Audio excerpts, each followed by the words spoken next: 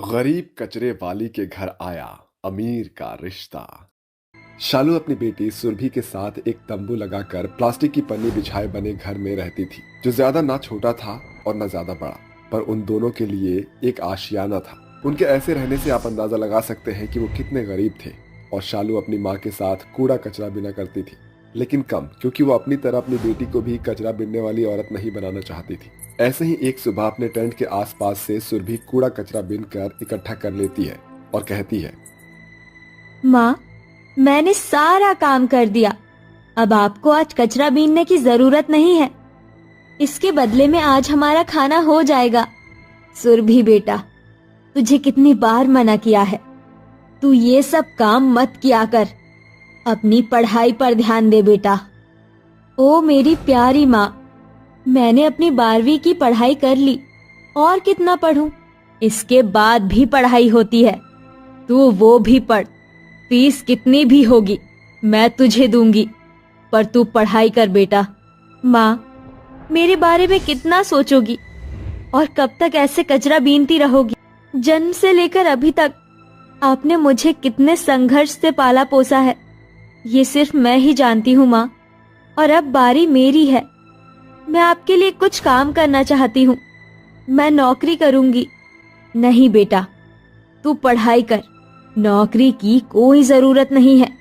तेरी माँ में आज भी उतनी ही जान है। शेरनी को जन्म दिया है मैंने। हाँ मेरी प्यारी माँ, ठीक है, मैं अपनी एक सहेली से उसकी कॉलेज की किताब मांग लूंगी, पर कॉलेज नहीं जाऊंगी, वरना सब मजाक उड़ाएंगे। अच्छा ठीक है, मैं इधर उधर से कचरा बटोरने जा रही हूँ। तू यहाँ पर अपना ख्याल रखना। ऐसा कहकर शालू एक बोरी के लिए आसपास से कचरा बिनने लगती है, प्लास्टिक को अलग और कागज पन्नियों को अलग अलग। वहीं दूसरी ओर आंधी तूफान आता है, जिससे तंबू उड़ने की फिराक में था। तभी घबराकर सुरभि हाथ जोड़कर कहती है, हे भोलेनाथ, बचा लीजिए हमें। इतना भयंकर तूफान मत लाइए, वरना हमारा घर भी बिखर जाएगा। इस हवा में एक तंबू ही तो है, जिसके अंदर हम माँ बेटी अपना गुजारा करते हैं। तभी हवा जल्दी बंद हो जाती है और सुरभि अपने आसपास की जगह से कचरा उठाकर एक जगह करती है और झाड़ू लगाती है। ये करता देखकर समीर नाम का लड़का गाड़ी में से शीशा नीचे करके उसे निहारता है। वो बार बार अपनी जुल्फों को चेहरे से हटा रही थी। हाय, कितनी प्यारी लड़की है यार। अरे क्या हुआ भाई, इस खाली रास्ते पर तूने गाड़ी क्यों रोकी है?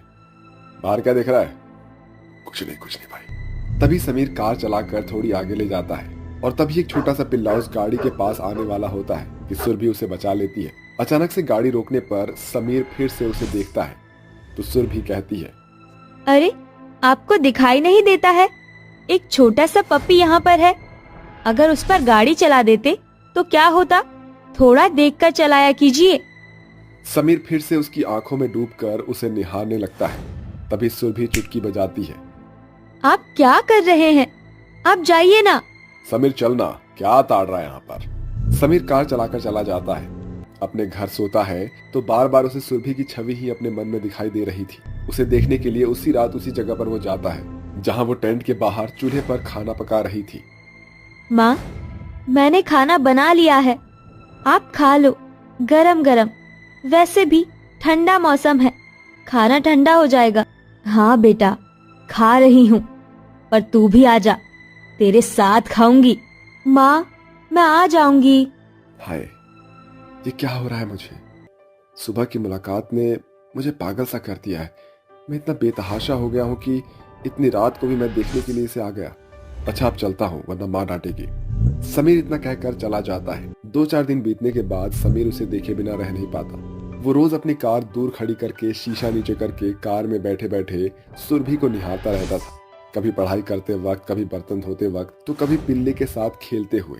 1-2 बार सुरभि उसे नोटिस भी करती है कि वो लड़का कार खड़ी करके उसे ही देखता रहता है। तो सुरभि उससे कहती है, आप वही साहब है ना, जो उस दिन मेरे पिल्लू पर गाड़ी चढ़ाने वाले थे? आप यहाँ रोज क्या घूमते हैं?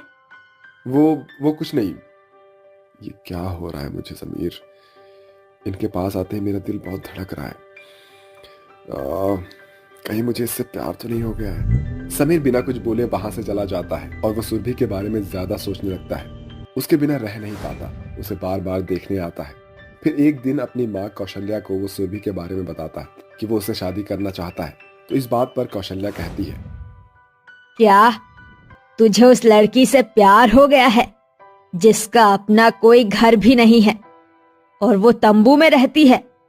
तूने उसकी माँ को कचरा बीनते हुए देखा है। तुझे गरीब लड़की से शादी करने की क्या जरूरत है? तू इस शहर का सबसे अमीर लड़का है और इस लड़की से शादी करेगा, ना पहनने ओढ़ने बोलने का ढंग होगा उसे।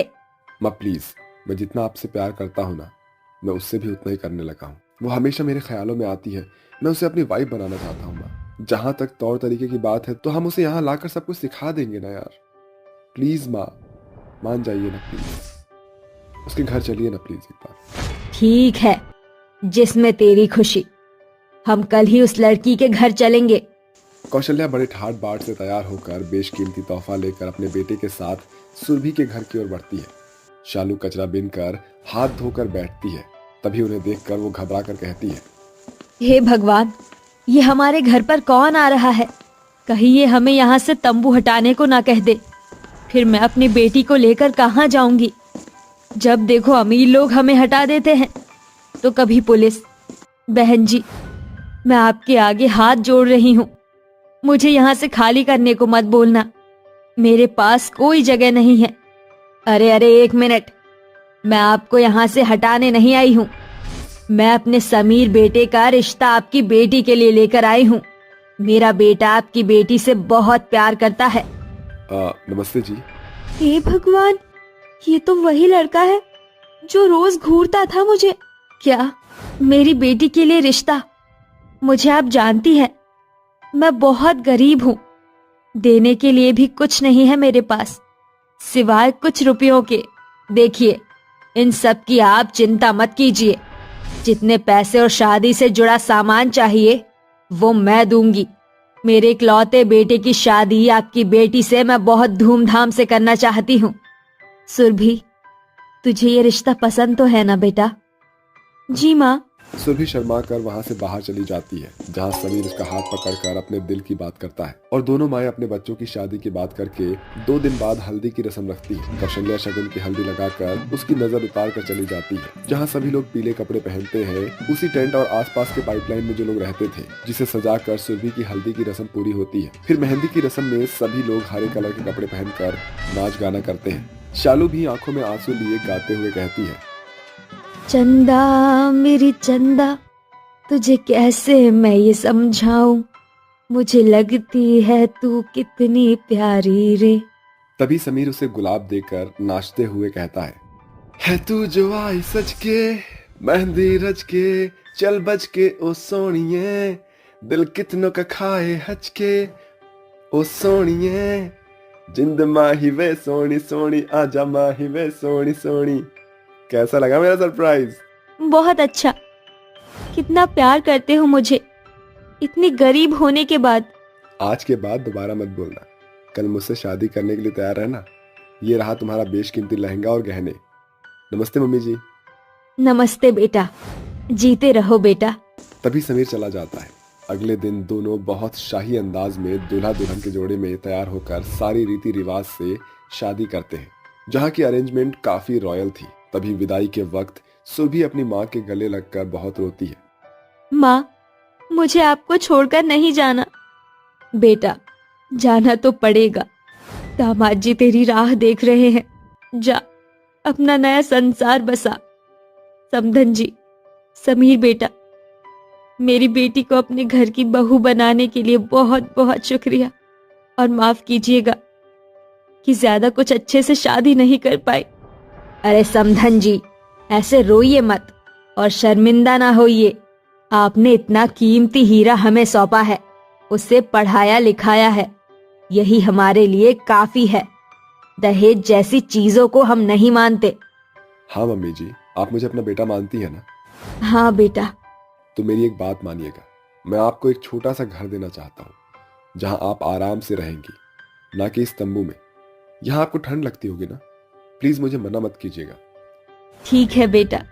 इसके बाद फूल से सजी वाली कार में बैठकर सुरभि अपने पति के साथ अपने आलिशान ससुराल में चली जाती है। ये देखकर शालू की आंखें भर आती है। और वो दोनों अच्छे से नई जिंदगी गुजारते हैं, जहाँ सुरभि अमीर तौर तरीके सीखती है और समीर शालू को रहने के लिए नया घर देता है। नैना और गीतिका के कदम अचानक एक 5 सितारा होटल के बाहर थम गए, जहाँ टेबल पर बैठे सैकड़ों अमीर लोगों की टुकड़ी बैठकर खाने का लुत्फ उठा रहे थे। दूर खड़ी दोनों बहनें उन्हें देखकर आपस में फुसफुसा रही थी। अरे वाह, ये जगह तो किसी खाने खजाने से कम नहीं। यहाँ पर तो खाने को बर्गर, पिज्जा, सैंडविच और भी कितना कुछ है। चलो ना दीदी, हम भी चलकर